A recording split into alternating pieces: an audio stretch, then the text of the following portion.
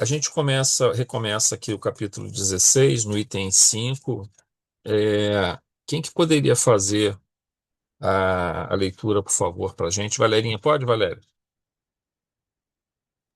Posso. Você só me fala onde vai parar? Pode deixar, eu te aviso aqui. Tá. Começa no quando, né? Não, não, aqui é não obstante a psicosfera saudável. Então. Ah, tá. Não obstante a psicosfera saudável e o equilíbrio mantido no recinto, de quando em quando ouvíamos gemidos algo desesperadores, uma que outra imprecação no ar. Percebendo a minha interrogação sem palavras, Dr. Arquimedes explicou-me. Ao lado deste edifício encontra-se o lar de idosos, no qual são abrigadas algumas dezenas de irmãos em declínio físico e mental. No outro pavilhão, a seguir, dentro da imensa área, também se encontra o hospital, equipado para o atendimento de enfermos pobres que enxameiam na cidade e vêm também de outras procedências. Tudo aqui tem o toque do nosso Silvério, que foi iniciador da obra grandiosa de amor e de caridade, apoiando-lhe a mediunidade missionária. Sucediam os necessitados que se adentravam na saleta, assinalados pelo sofrimento de grande variedade, dali saindo renovados, com outro aspecto, banhado de especial claridade balsamizante que os penetrava. Em outras salas, igualmente simples, diversos médiuns e passistas dedicados atendiam a pessoas sofredoras, infundindo-lhes bom ânimo e coragem para a luta. Ineludivelmente, tratava-se de um verdadeiro santuário de bênçãos, acolhendo o sofrimento e diminuindo nas vidas e nos corações. O intercâmbio com o nosso plano era contínuo, porquanto se adentravam laboriosos servidores do bem, acompanhando outros espíritos em situação deplorável, diversos portando angústias e ansiedade, grande número de hebetação e loucura. A grande sala realizava-se naquele momento estudo evangélicos direcionado a esses visitantes espirituais em rudes padecimentos. Nobre entidade discorria sobre a coragem na luta e a resignação ante os acontecimentos que os tornaram aflitos em decorrência da insensatez de cada um. Ao mesmo tempo, elucidava a respeito das imensas possibilidades que lhe estavam ao alcance, desde que se entregasse ao programa de reabilitação. Em razão da diversidade dos assistentes, o clima psíquico era compreensivelmente agitado.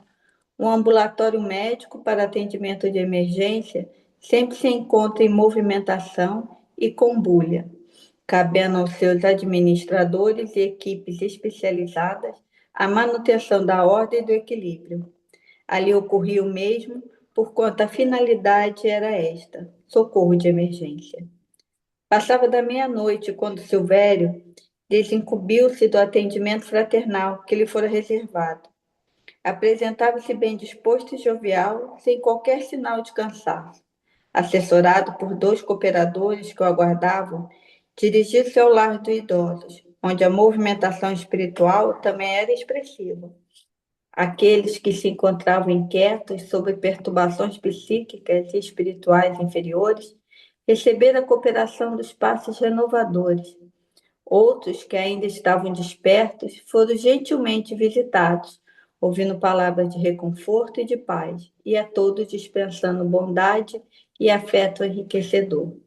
Podia-se perceber quanto era amado pelas filhas e filhos do Calvário, que o bendiziam, por sua vez, reconhecidos pelo amparo de que era o objeto. A madrugada anunciava-se muito suavemente. Naquela hora, o servidor de Jesus despediu-se dos amigos e rumou na direção dos seus próprios aposentos, em uma pequena construção na imensa área arborizada onde se localizava a instituição de amor e de caridade. Falou, Valéria. Valeu. Bom, comentando o item 5.1, trabalho na instituição era intenso. Ficamos sabendo que ao lado do prédio havia um lar de idosos e em outro pavilhão um posto de atendimento médico para enfermos pobres. Tudo como resultado do trabalho idealizado e tornado realidade por Silvério. Ali na instituição espírita, o trabalho se desenvolvia em diversos setores e contava com muitos trabalhadores nos dois planos da vida, né? Muitos encarnados e muitos desencarnados. A mediunidade abençoada de Silvério a todos trabalhadores acolhia. Desculpa, a mediunidade abençoada de Silvério a todos acolhia. Palavras de incentivo e orientação, energias balsâmicas. Deixa eu arrumar aqui, gente.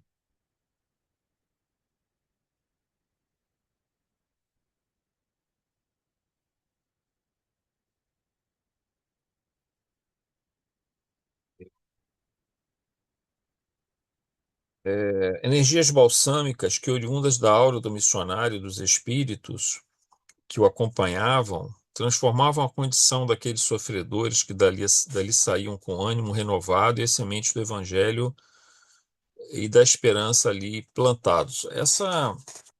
Essa questão, gente, a gente tem que entender o seguinte: se nós olharmos, por exemplo, Jesus, o que que acontece, por exemplo, quando aqueles 10 leprosos lá em Lucas são curados pelo Mestre? Apenas um deles volta para agradecer, né? Então, assim, a gente tem que entender que, no caso do trabalho, todo o trabalho que a gente faz dentro da casa espírita, seja na oração que a gente faz aqui, seja no passe que lá é aplicado, seja no auxílio fraterno que é feito na casa, sejam nas palestras, nos estudos, qualquer lugar. Todo o trabalho que é feito, primeiro, nem todas as pessoas receberão a cura que ou aquilo que elas desejam, né? Ou pelo menos não será no tempo que elas desejam, ou então não será da forma que elas desejam. Em alguns casos, será no tempo e na forma que elas desejam. Porque muitas das vezes aquilo que elas desejam não é o melhor para elas. Vou dar um exemplo aqui assim, bem extremo. Imagina uma pessoa que tem uma grave lesão neurológica, tá? Que a impede de exercer a sua inteligência. Então, ela tem uma deficiência mental grave. Porém, numa outra encarnação, ela usou da inteligência para prejudicar a muitas pessoas, para fazer a muito mal, para lesar a muitas pessoas. O que que nós estamos vendo acontecer hoje no Brasil? Isso acontece no mundo todo, mas especialmente no Brasil. Olha a quantidade de indivíduos com grande conhecimento nessa área técnica, né, e de informática, aplicando golpes em velhinhos, em pessoas que não têm condições. Eu na Caixa Econômica lá, eu vejo isso todo dia, né, acontecer. As pessoas sendo prejudicadas, sendo fraudadas, entendeu? Por indivíduos que poderiam usar essa inteligência com a capacidade de falar impressionante, com a capacidade de bolar sistemas e aparelhos e aplicativos, ou seja, para poder roubar as pessoas, roubar o pouco que aquelas pessoas têm, que conquistaram com muita dificuldade. Então, o que que a gente acha que vai acontecer com essas pessoas na próxima existência? Uma pessoa que viveu boa parte da sua vida usando a sua inteligência para o mal, um dom recebido, um talento recebido, como na parábola, né, dos talentos, ela usa para o mal. Então, muitas das vezes, seja por escolha dela, por ela aceitar isso, seja por uma questão imposta pelo próprio desequilíbrio de culpa que ela traz, mesmo que ela não reconheça, mas internamente ela está num conflito imenso com a lei divina, ela lesa as regiões do cérebro e vem com, obviamente, uma limitação cognitiva muito forte para que não caia novamente, pelo menos dê tempo a ela de passar por essa prova difícil e mais à frente ela ter condições de recuperação. Aí se você vai, tirasse, entre aspas, essa lesão dela por uma cura miraculosa que acontecesse, aquilo prejudicaria essa pessoa, não ajudaria ela, porque a doença faz parte de um planejamento, né? Para que ela possa melhorar naquilo que ela falhou muito gravemente.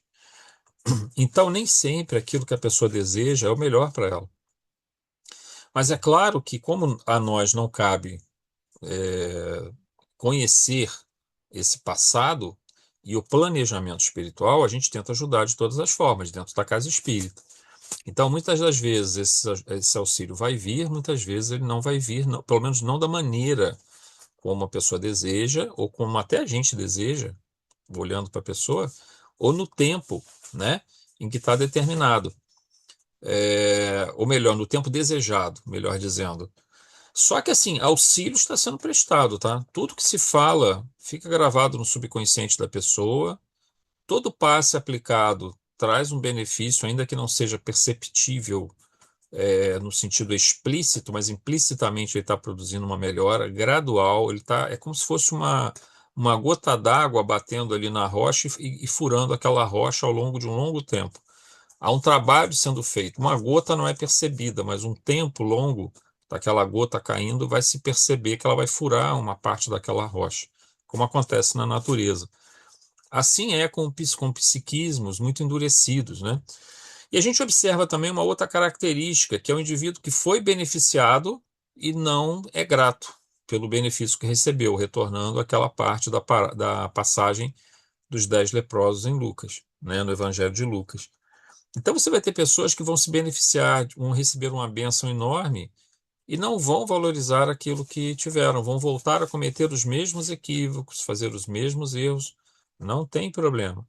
A misericórdia divina vai alcançá-las de toda forma, a justiça divina também, junto com essa misericórdia, de maneira a conduzi-las para que elas produzam melhor, que elas evoluam, que elas cresçam espiritualmente, só que vai demorar mais, devido a essa rebeldia ou essa incapacidade de ter gratidão e reconhecimento pelo esforço feito pela espiritualidade. Então, isso para a gente tem que ser uma coisa absolutamente normal para nós que lidamos com isso. Tem pessoas que vão ser beneficiadas e não vão agradecer, não vão se modificar, não vão se transformar, não vão valorizar as bênçãos que receberam.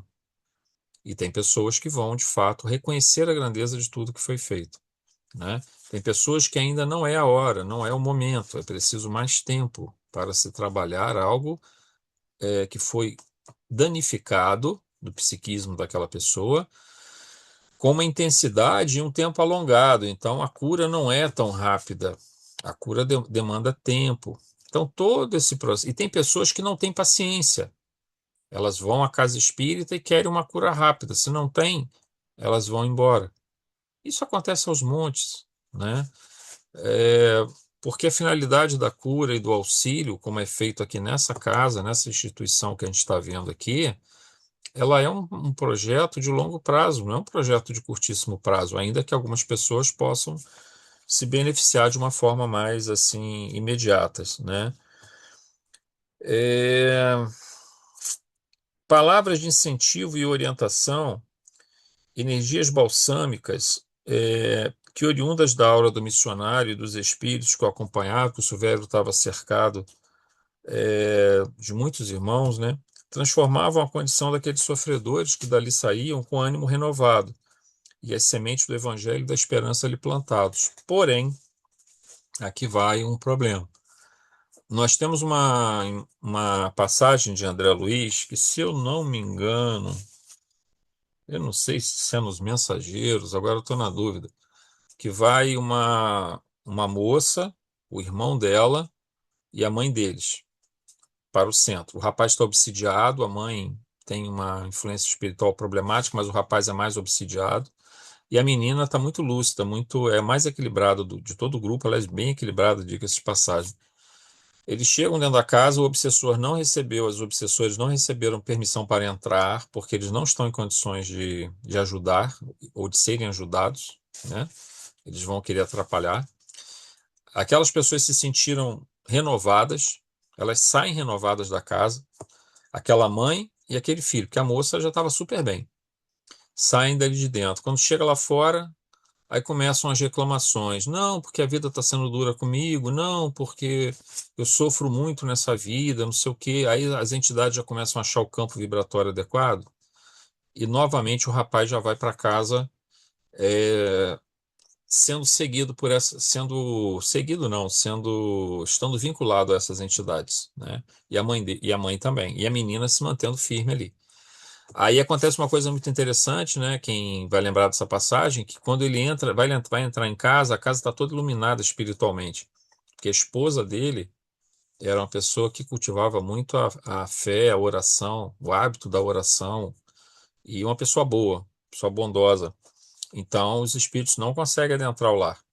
E é ali que ali é o refúgio dele, digamos assim, porque quando ele entra dentro da casa espírita, né, que ele vai, obviamente, menos vezes, mas a casa dele, que ele vai todo dia, que ele retorna todo dia, é o local de proteção dele, pelo cuidado da esposa, que não deixa que esses espíritos consigam adentrar aquele lar. Então, também nós vamos ter isso: a pessoa vai chegar na casa, vai se sentir bem, vai receber o auxílio, e vai sair e vai voltar aos mesmos hábitos. Então, isso é um trabalho de paciência mesmo, né? De perseverança dos trabalhadores, compreendendo que a tarefa do Espiritismo é uma tarefa de Jesus, né? É, lembrou, né, Vera? Isso mesmo. É, e assim, não é uma tarefa. Nós somos trabalhadores imperfeitos convidados a esta seara. E tentamos fazer o melhor. Eu estava até meditando um pouquinho sobre isso antes da reunião aqui, depois que eu coloquei os nomes nos livros. Aí sentei na minha cadeirinha aqui atrás aqui, que a Consuelo me deu de presente. Essa cadeira aí, eu sempre faço minhas leituras aqui nela.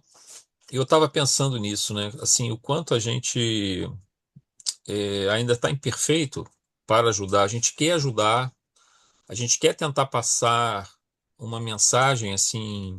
É claro que toda mensagem que a gente passa ela está respaldada na doutrina espírita, mas talvez aquela maior experiência, maior conhecimento desses tipos de problemas não nos permitem ainda, ou então a nossa conexão espiritual com os nossos mentores ainda não permitem que essas intuições fluam de uma maneira sábia, de uma maneira correta. Nós filtramos demais essa informação ou distorcemos um pouco essa informação. Isso só o tempo irá resolver mesmo, a persistência.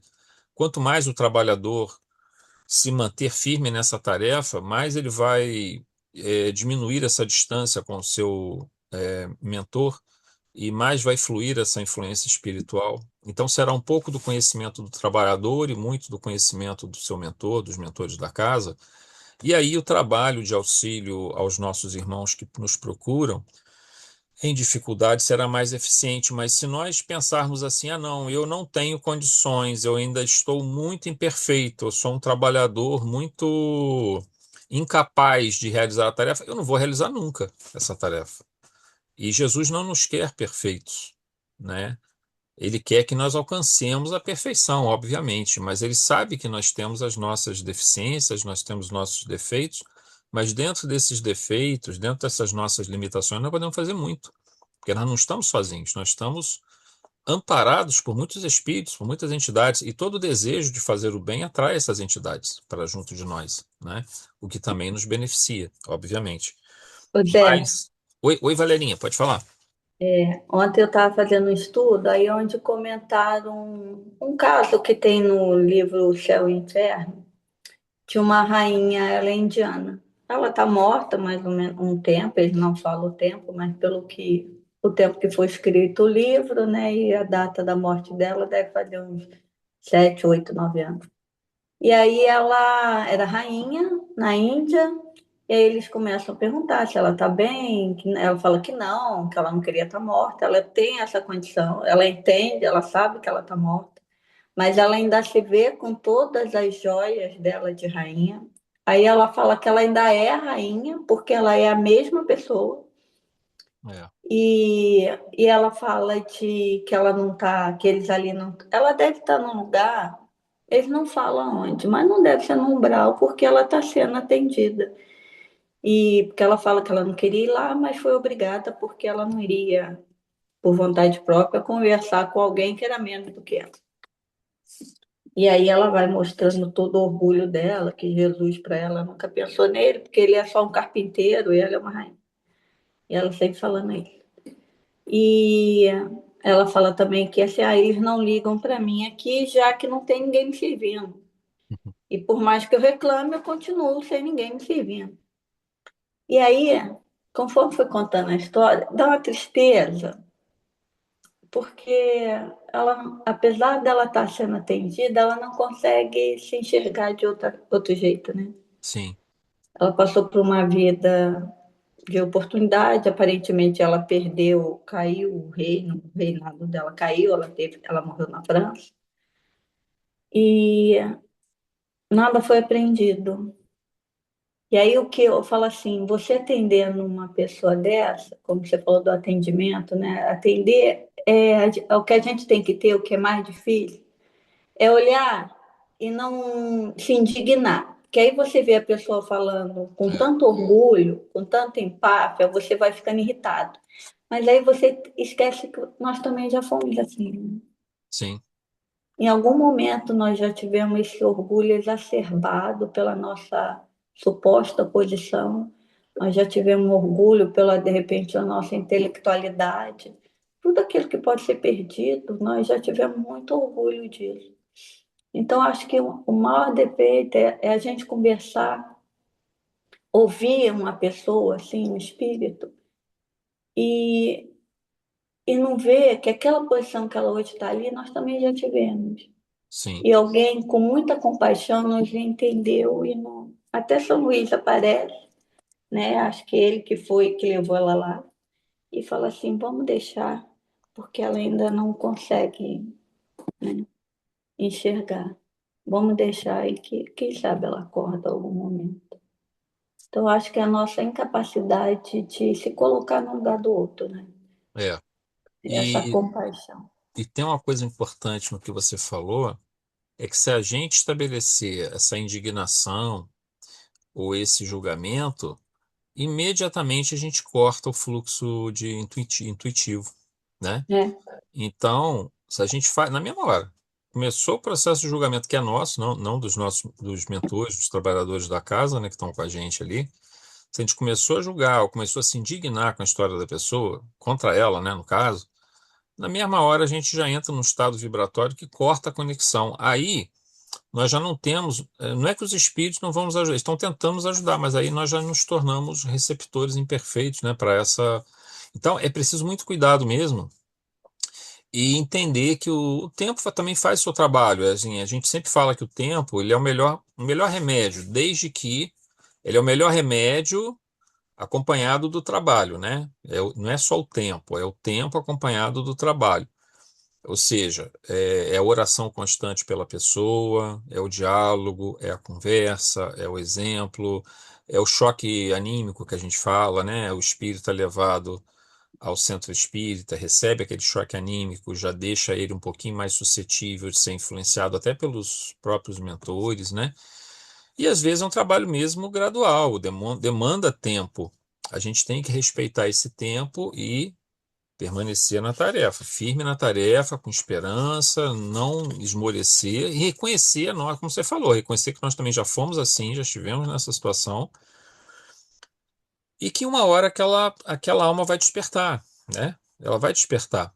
O tempo permite isso, mas assim, sempre com essa ressalva. O tempo permite isso, mas enquanto esse tempo transcorre, o trabalho vai sendo feito por diversos emissários do Pai, né?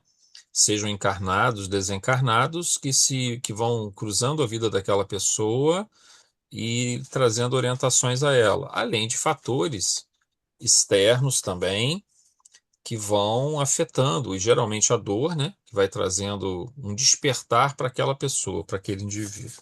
né? 5.2. Em outras partes do centro são mostradas as tarefas de mediunidade do passe levadas a efeitos pelos trabalhadores encarnados da instituição, igualmente infundindo ânimo, renovação a todos aqueles sofredores que lá se encontravam. Espíritos ligados aos trabalhos da casa adentravam o recinto trazendo entidades em desequilíbrio que eram doutrinadas. Então eles vão lá, pegam na rua às vezes essas entidades, ou são espíritos que já estão na visão, no acompanhamento das entidades trabalhadoras da casa, e que vão levando eles lá até que isso possa surtir o efeito desejado. A gente, vocês lembram? Quer dizer, é claro que a gente tem visto muitos exemplos, por exemplo, o próprio Desidério, quando a Evelina finalmente consegue convencer ele, né, na reunião de segunda, a gente viu que demorou um bom tempo para isso acontecer. Ali, tudo bem, foi um recurso em que a filha teve um impacto muito grande no sentido de transformá-lo. Nós vimos outros casos também, nesse mesmo estudo do Entre os Dois Mundos, que aquele espírito do Jean-Jacques ele é convencido pela presença dos seus dois filhos e da sua esposa, que haviam sido assassinados, torturados e tal. Mas às vezes você nem precisa usar esse recurso, às vezes com o tempo, porque às vezes não dá, às vezes aquelas entidades ou não estão em condições de ajudá-lo, ou elas estão encarnadas, então às vezes você não consegue fazer esse trabalho. Mas o diálogo mesmo, a conversa, o passe, o envolvimento vai produzindo essa mudança, mas leva tempo, né? E Deus não está muito preocupado com esse tempo, porque eu digo assim que Deus não está muito preocupado com esse tempo, assim, no seguinte aspecto. Para nós existe um passado, um presente e um futuro. Mas do ponto de vista de Deus, a princípio, não existe esse passado, esse presente, esse futuro. Deus é a eternidade. Tudo é uma coisa só para Deus, né? Então, assim, o que ele planeja, as suas leis são produzidas dessa consciência, desse princípio inteligente do mundo, que move o mundo, ela é feita no sentido de produzir a evolução de todos os seres que foram criados, né? Se vai levar mais tempo, se vai levar menos tempo, é claro que o ideal é que a pessoa não sofra muito, mas se a pessoa insiste nesse caminho errado, vai demorar mais tempo. Mas o importante é que nunca se deixe de chegar ao objetivo e nunca vai deixar de chegar ao objetivo, porque todas as leis de Deus são perfeitas. Logo, todos os seus filhos, toda a sua obra caminhará para a perfeição e tem que estar incluída dentro desse processo de perfeição, né?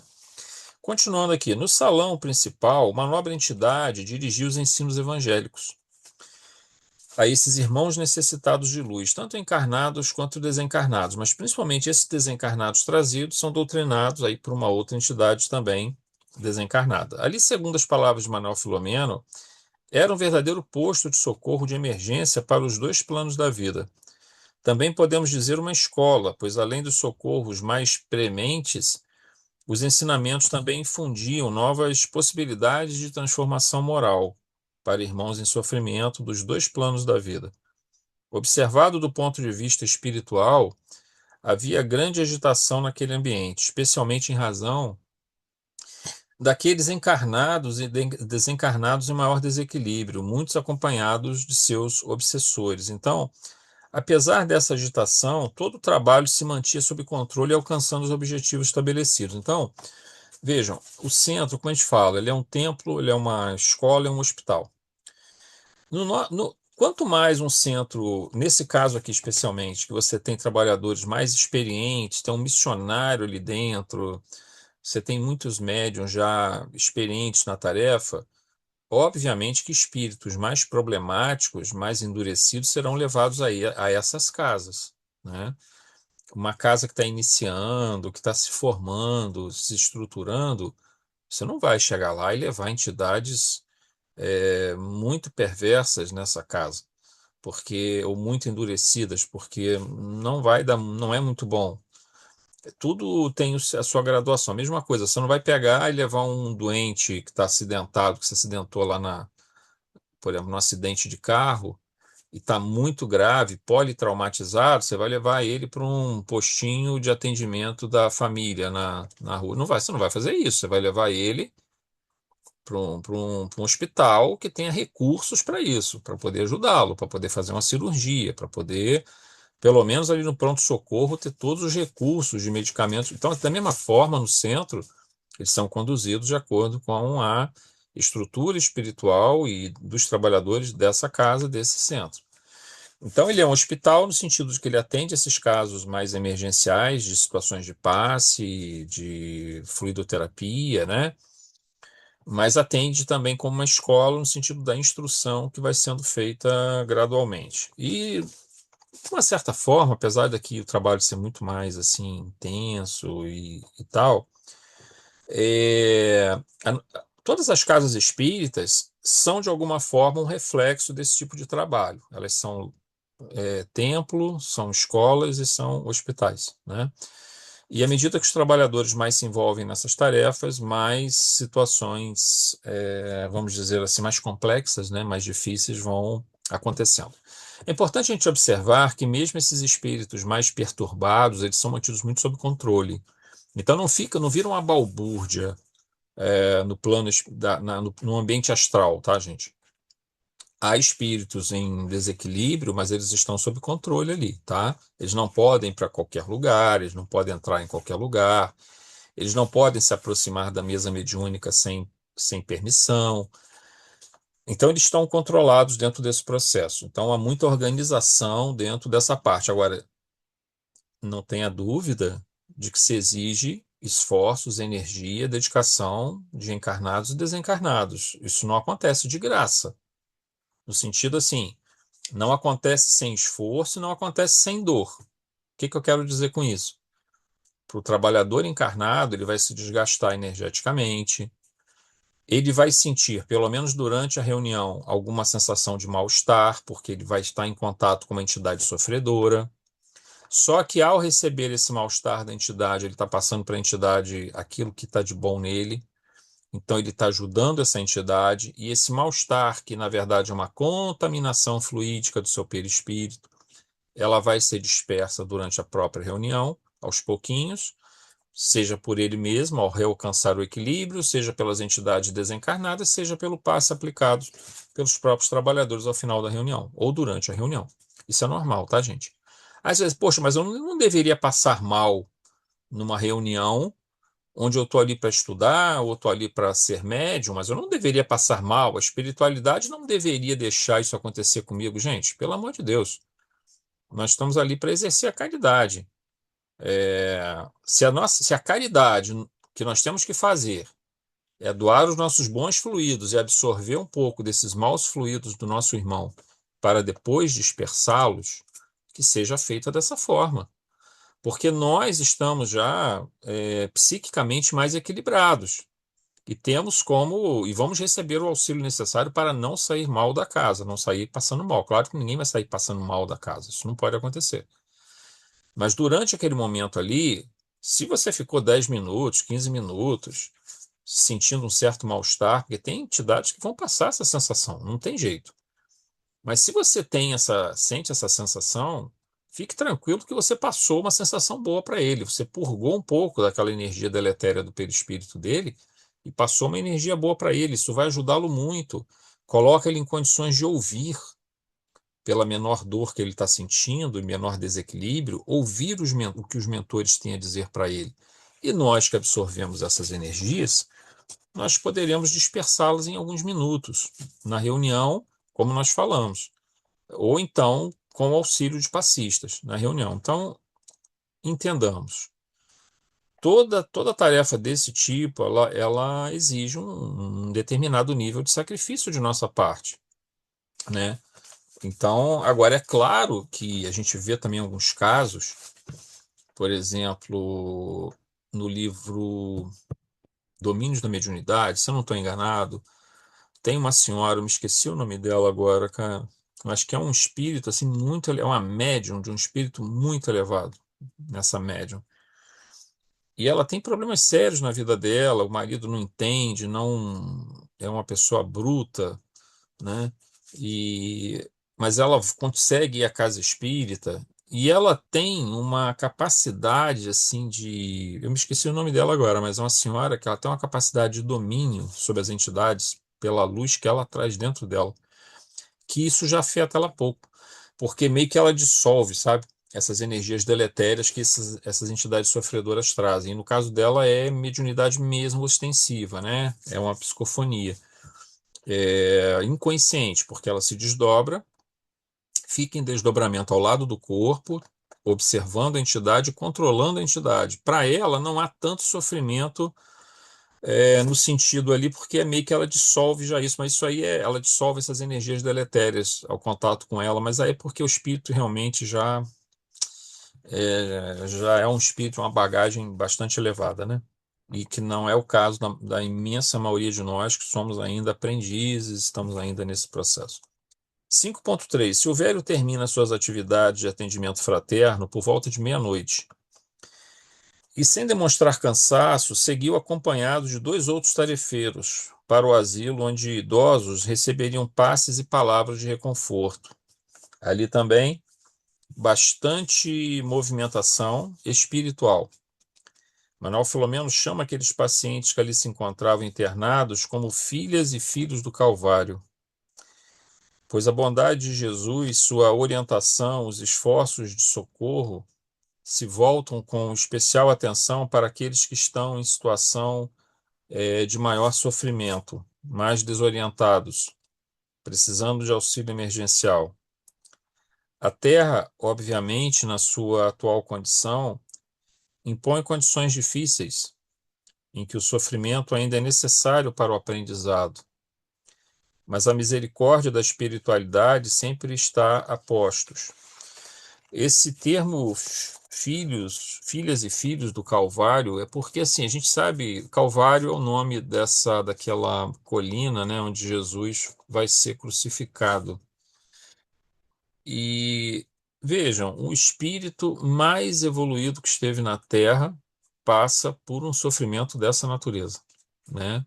Da crucificação, que é uma dos gêneros de desencarnação mais dolorosos, né?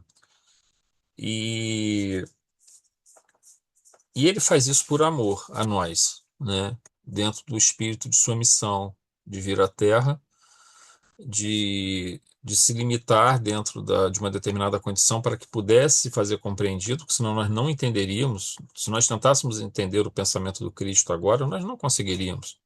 A doutrina espírita, gente, ela não é o pensamento do Cristo diretamente refletida nos médiuns, sem nenhuma filtragem, digamos assim, sem nenhuma adaptação. Isso não existe, porque o pensamento do Cristo está num plano quase incognoscível para nós, né? É, é muito elevado o pensamento dele, né? Aquilo que ele já entende como a verdade. Porém, é, aquilo que é o desejo, o pensamento, ele vai sendo adaptado num sentido hierárquico até chegar ao espírito de verdade, que por sua vez passa para esses médios, que por sua vez também meio que adaptam, porque o médio não consegue captar plenamente o sentido da comunicação, né? O médium ele percebe uma parte significativa dessa comunicação, mas não a parte total da comunicação, né? Não tem como ele fazer isso, mas ele passa aquilo que é o suficiente para o entendimento da mensagem. E Jesus fez todo esse sacrifício e ele veio, ele mesmo disse, né? Eu não vim para aqueles que estão saudáveis, eu vim para aqueles que estão doentes. Então, a mensagem dele é uma mensagem que, na verdade, ela serve para os dois, né? Serve para os saudáveis e para os doentes, porque os saudáveis, vamos dizer assim, também têm os seus momentos de fraquezas, os seus momentos de sombra, seus momentos de tristeza, seus momentos de zero energia, e essa energia, como é que ela é reposta? Por um objetivo, por um significado, né? A gente tem que ter significado existencial. Temos que ter um sentido para a nossa existência. É isso que nos dá energia, que nos dá força para a gente seguir em frente, vencendo esses obstáculos, essas dificuldades naturais de um mundo que é de provas e expiações, né? Então, esse trabalho de Jesus, obviamente, ele trouxe para perto dele todos aqueles que sofriam, mas também ele trouxe indivíduos que eram também, de certa forma, bem estabelecidos naquela sociedade. Um exemplo é Nicodemos, né? e que aparece no Evangelho de João. Nicodemos era um doutor da lei. Então, assim, muitos indivíduos que seguiam a Jesus também tinham um conhecimento e uma condição melhor. Porém, é, preferencialmente aqueles que os mais numerosos, né, até porque numericamente na sociedade, principalmente do passado, era 98, 97% das pessoas eram pobres e estavam numa condição muito difícil, né? Era uma época muito difícil. E Jesus, a mensagem dele é muito poderosa para todas essas pessoas. É essa mensagem que traz o sentido existencial, que traz o significado existencial, o significado de existência, o sentido da vida. E assim, e nós, nos dias de hoje, é, estamos de alguma forma tentando compartilhar com outros irmãos aquilo que estudamos, aquilo que meditamos, aquilo que vivenciamos no âmbito da doutrina espírita e do evangelho, mas ao mesmo tempo temos que também ser muito ajudados, porque nós o tempo todo temos os nossos momentos de fraqueza, os nossos momentos de dúvida, os nossos momentos de incerteza, nós temos os nossos momentos depressivos, os nossos momentos de angústia existencial. E muitos daqueles que nos ajudam são os nossos mentores espirituais ou companheiros nossos de doutrina, ou até mesmo companheiro de trabalho, apesar que está difícil encontrar um companheiro de trabalho que tenha dois neurônios funcionando, apontados para a área espiritual. Infelizmente, a gente está vivendo um mundo muito curioso, onde as pessoas estão tão desesperadas correndo atrás de dinheiro, correndo atrás de alcançar metas. Essa palavra meta em banco, ela parece um mantra. Você tem que buscar metas todos os dias. Aliás, não só todos os dias, todas as horas, porque durante o dia as metas vão mudando. E isso é a linguagem, o significado existencial de um banco é criar metas e objetivos o tempo todo para ganhar dinheiro. E é curioso, né? Porque quando a gente é espírita e está inserido nesse meio, a gente entra no conflito o tempo todo, porque a gente quer tentar encontrar alguém para, em alguns momentos, conversar e tentar trazer esse fluxo de ideias que nos enchem o coração realmente, porque é, essas buscas materiais, eu costumo dizer que é um pouco parecido. Sabe aquele filme Piratas do Caribe, né? Que é aquele pirata malvadão lá que era do Pérola Negra, que é o capitão do Pérola Negra, e ele, quando bebe o vinho, se lembra? Aí vaza tudo pelas costelas dele, porque ele, na verdade, está morto, né? E é só osso, ele é uma caveira, na verdade. Esse tipo de alimento material, ele não alimenta. Ele faz parte do nosso processo, da nossa evolução, mas dizer que isso traz significado, sentido para a nossa vida, não traz. Ele pode nos iludir durante um bom tempo, até durante uma vida inteira, mas a desilusão vai vir depois, né? E a gente precisa muito de estar compartilhando com as pessoas. Então nós temos que nos manter fortalecidos. Mas como é que a gente se mantém fortalecido num mundo que cada vez mais valoriza o ter do que o ser, né? Então por isso que a gente sempre está batendo nessa tecla. Nós que já somos espíritas, que estamos certamente um pouco mais familiarizados com o Evangelho, ainda que não o pratiquemos nem 10%, eu acho, mas é, nós somos, de alguma forma, convidados pelo Cristo, dentro de nossas imperfeições e limitações, a nos fortalecermos espiritualmente para podermos trabalhar, senão nós não vamos conseguir. Nós não vamos conseguir ser úteis na casa espírita se a gente não conseguir realizar essa tarefa, né? De nos transformarmos e nos fortalecermos. Agora, quando eu falo nos fortalecermos, nos transformarmos, não significa que a gente vai estar o bam, bam, bam ali. Não, de forma alguma. Nós vamos ter altos e baixos o tempo todo.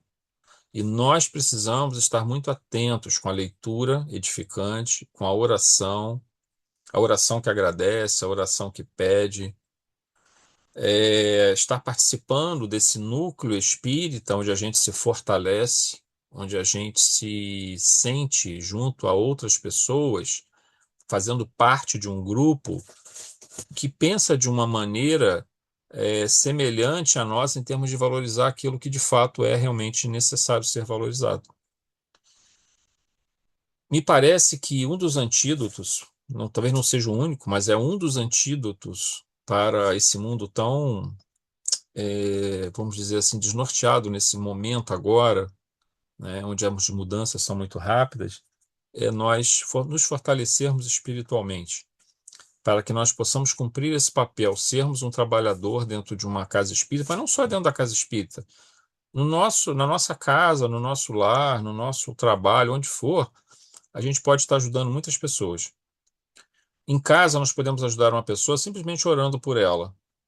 Podemos ajudá-la conversando com ela, estimulando, com palavras, a sua força, a sua esperança, incutindo nela a fé, compartilhando com ela alguns dos valores que nós aprendemos nos livros, nos bons livros, no Evangelho, na doutrina espírita, levando uma mensagem boa. Então, nesse ponto, a gente vai meio que multiplicando esse processo. Mas nós, como trabalhadores, temos que estar muito atentos, porque nós temos que nos fortalecer espiritualmente. Então, muita oração, muita leitura, muita reflexão e sempre procurando desenvolver a compaixão pelo próximo, né? Sempre procurando ajudar aqueles que estão precisando. É só isso que Jesus pede de nós. O resto virá por acréscimo de misericórdia de nosso Pai, né? Nós vamos pausar então aqui o nosso estudo de hoje, terminar aqui, e semana que vem a gente começa o item 6, tá bom, gente?